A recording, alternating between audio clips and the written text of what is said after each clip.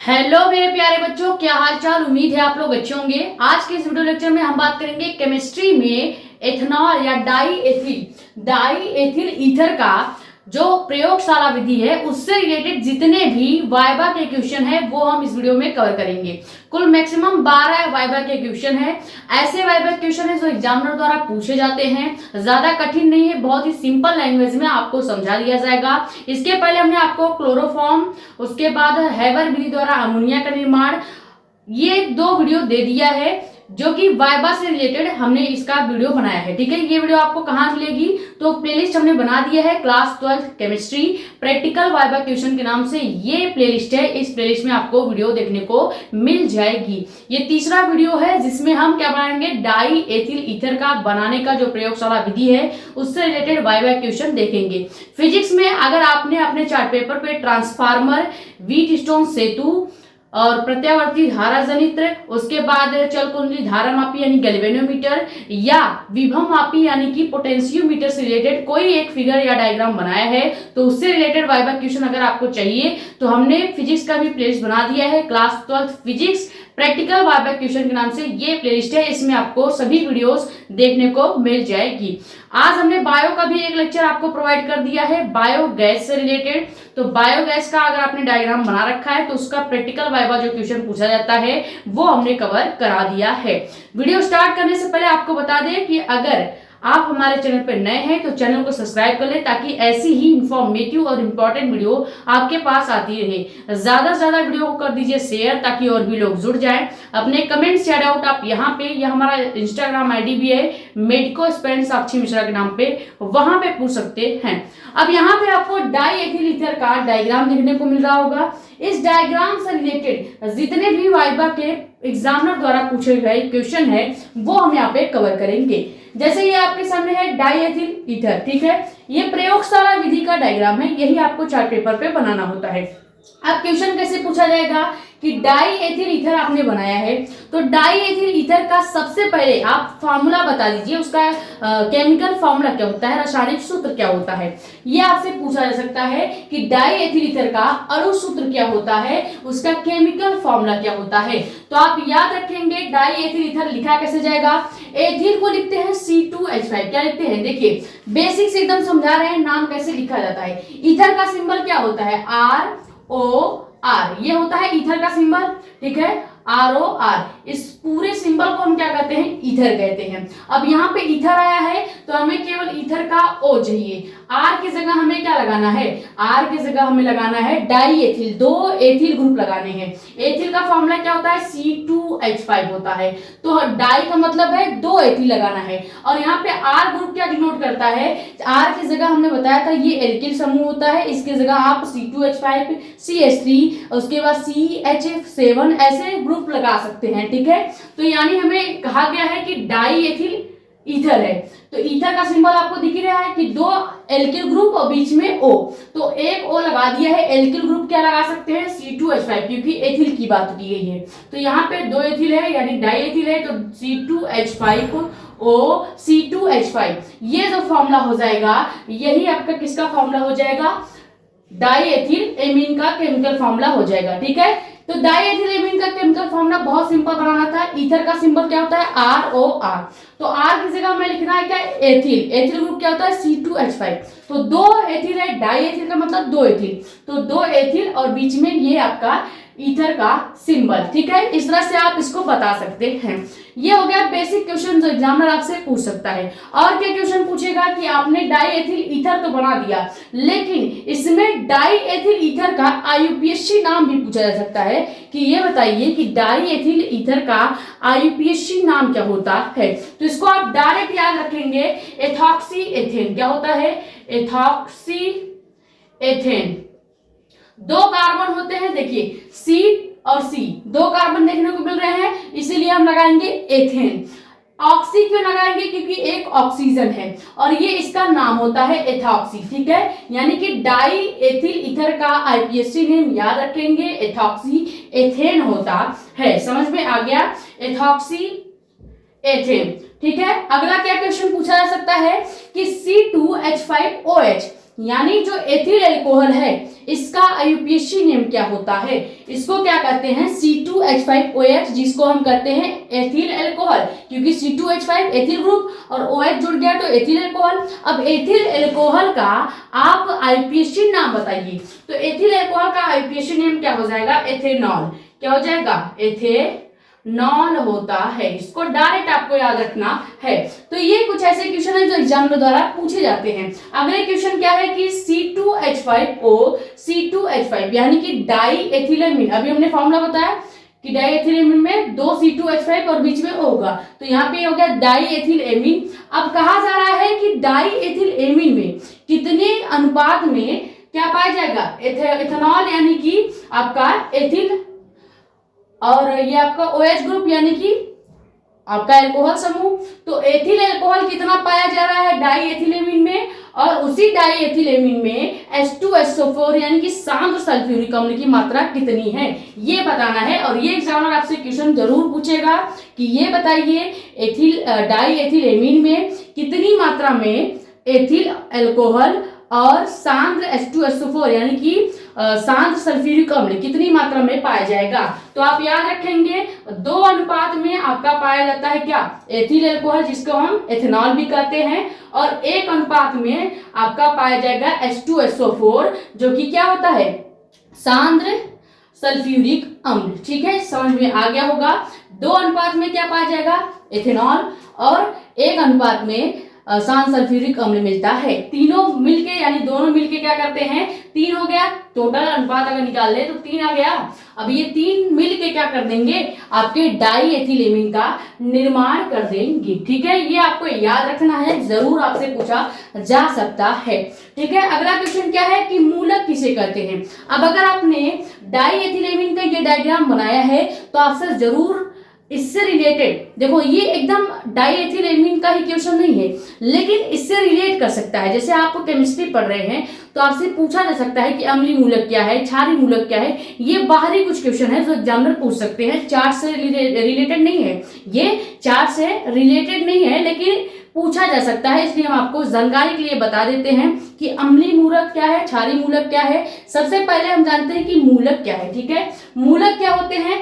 ऐसे अम्ल या क्षार, ऐसे एसिड या बेस जो जलीय विलयन में यानी कि जल में क्या करते हैं? अपने धनायन या ऋणायन में टूट जाते हैं। यानी ऐसा अम्ल या क्षार जो जलीय विलयन में धनायन और ऋणायन में टूट जाए वो क्या कहलाते हैं? मूलक कहलाते हैं। अब इसमें आपको कुछ एग्जांपल्स याद रखने हैं, जैसे NaCl, ये प्लस Na प्लस में और Cl माइनस में टूट रहे हैं, धनायन और ऋणायन में टूट रहा है, तो किसका एग्जाम्पल हो गया? मूलक का एग्जाम्पल हो गया। अगला क्या है? H2SO4, फिर अगला क्या है? NaOH। ये कुछ ऐसे एग्जाम्पल है जो मूलक के एग्जाम्पल हैं। ये मूलक जो है चार्ट से रिलेटेड क्वेश्चन नहीं है, लेकिन फिर भी आपको तैयार करना है, क्योंकि कुछ क्वेश्चन चार्ट से बाहर भी पूछे जाते हैं। तो ये वो क्वेश्चन है जो चार्ट से बाहर पूछा जा सकता है। समझ में आ गया? तो इसमें से सबसे ज्यादा इंपॉर्टेंट जो क्वेश्चन है ये ऊपर के 4 आपको जरूर तैयार करने हैं। मूलक भी आप देख लीजिएगा। मैं तो कहूंगी कुल 12 क्वेश्चन ही है, 12 रट डालो भाई, रट डालो। ठीक है, तो ये स्क्रीनशॉट कर लें, फिर देखेंगे आगे क्वेश्चन जो पूछे जाते हैं।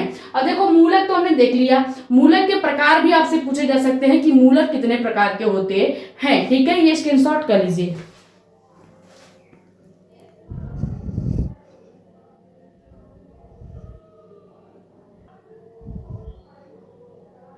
तो अगला क्वेश्चन क्या आपसे एग्जामिनर पूछ सकता है? हमने बताया अगर आपको मूलक पता है तो मूलक के प्रकार आपसे पूछे जा सकते हैं। जैसे कि मूलक के कितने प्रकार होते हैं, तो हमने बताया भी 2 प्रकार होते हैं, अम्लीय मूलक और क्षारीय मूलक। अब सबसे ज्यादा एग्जामिनर क्या पूछ सकता है कि अम्लीय और क्षारीय मूलक का एग्जाम्पल बता दो।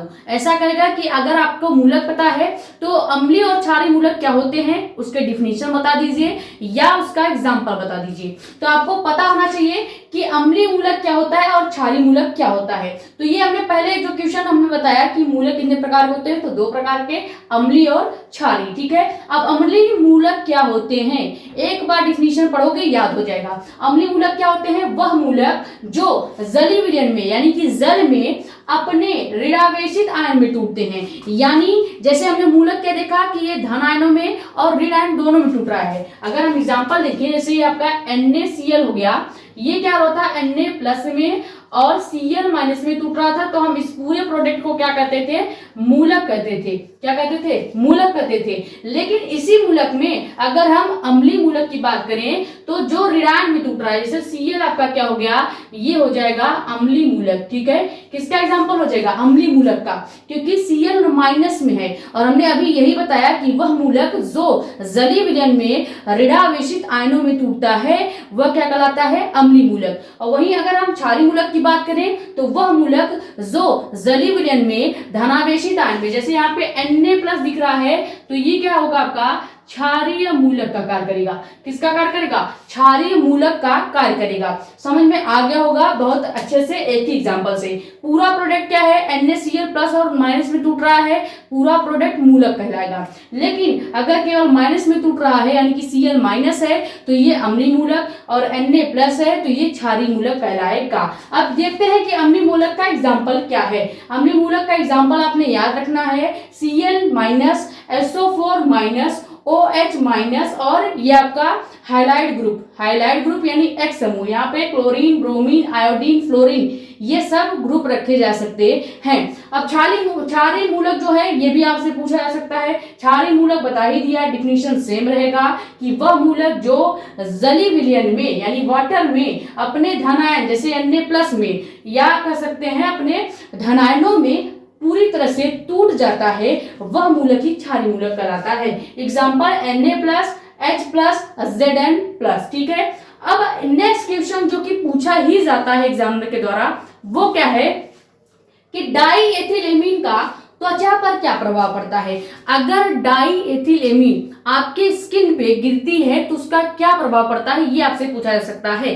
तो आपने स्प्रिट देखा, स्प्रिट जो ब्लू कलर की व्हाइट कलर की बॉटल में आती है लेकिन ब्लू कलर की रहती है, उसका कार्य क्या होता है, इंजेक्शन लगाने के जस्ट बाद जब उसे इंजेक्शन को निकाला जाता है तो रुई में स्प्रिट लगा के आपको लगाया जाता है, और स्प्रिट लगाने से स्किन को कैसा महसूस होता है, ठंडा महसूस होता है। तो वही ठंडक देने का कार्य आपका क्या करता है, डाईएथिलेमीन करता है। तो यहाँ पे क्या लिखेंगे, डाईएथिलेमीन त्वचा पर क्या प्रभाव डालता है, तो आप कहेंगे त्वचा को क्या करता है, ठंडक प्रदान करता है, ठंडक प्रदान करता है, यही प्रभाव डालता है। कोई बड़ा बीमारी नहीं फैला देगा, कोई बड़ी बीमारी नहीं हो जाएगी, कुछ खतरनाक वाला काम नहीं होगा। बस ये जो डाईएथिलेमीन है जैसा आपका स्प्रिट ठंडा करता है आपके स्किन को, वैसे ही ये डाईएथिलेमीन भी अगर आपकी स्किन पे गिरती है तो आपके स्किन को ठंडा देती है। ठीक है, समझ में आ गया। स्प्रिट नहीं है, ये स्प्रिट से अलग है, लेकिन कार्य वही है, ठंडा प्रदान करना। ये आपसे पूछा जा सकता है। बाकी सभी क्वेश्चंस इंपॉर्टेंट है, 12 क्वेश्चन है, 12 आपको तैयार करने हैं। स्क्रीनशॉट कर लें, फिर आगे के क्वेश्चन देखते हैं।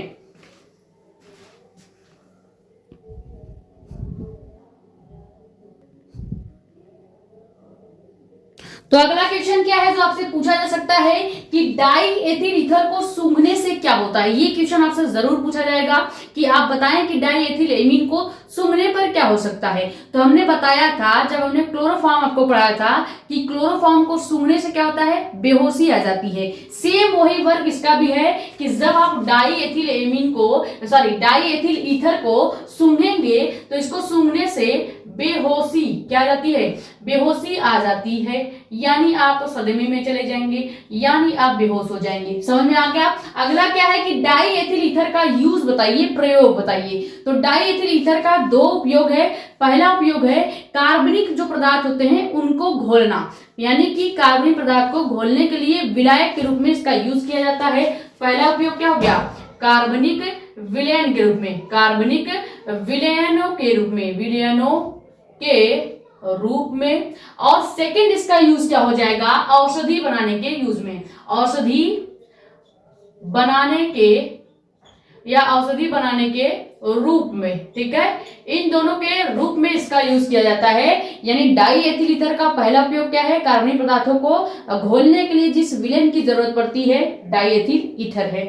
सेकंड है औषधि बनाने के लिए इसका यूज किया जाता है। अगला क्वेश्चन क्या है, यह आपसे जरूर पूछा जा सकता है कि डाईएथिल ईथर को हमें शुद्ध करना होगा तो क्या करेंगे। अब जो यहाँ पे आपको डायग्राम में लास्ट में डाईएथिल ईथर बनता हुआ दिख रहा है, ये डाईएथिल ईथर हमें प्योर प्राप्त नहीं होता। तो प्योर डाईएथिल ईथर को बनाने के लिए क्या किया जाता है, जब हम डाई एथिल ईथर को बना लेते हैं तो उसको हम कैल्शियम क्लोराइड CaCl2 के साथ धो देते हैं। क्या करते हैं, इसको हम CaCl2 के साथ धोते हैं, तब जाके जो शुद्ध हमें क्या मिलता है, डाई एथिल ईथर प्राप्त होता है। ठीक है, तो ये कुछ 12 इंपॉर्टेंट क्वेश्चन हो गए आपके डाई एथिल ईथर से रिलेटेड एग्जामिनर द्वारा पूछे गए 12 मोस्ट इंपॉर्टेंट क्वेश्चन हमने देख लिया।